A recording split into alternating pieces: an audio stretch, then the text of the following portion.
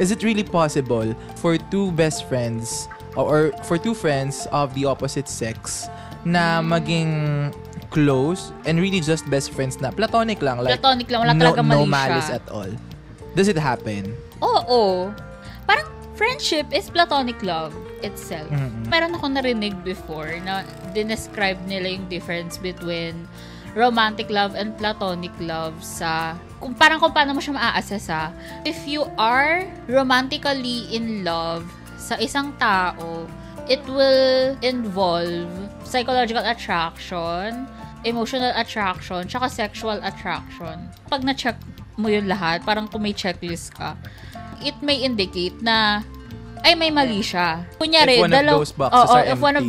Pag may hindi ka na-checkan doon, most probably, hindi ka romantically attracted sa tao. Baka infatuated ka lang. Baka infatuated. Or baka kabag lang. Baka kabag lang to, be. So, kriting-kriting muna bago mag-conclude ng bago mag-confess.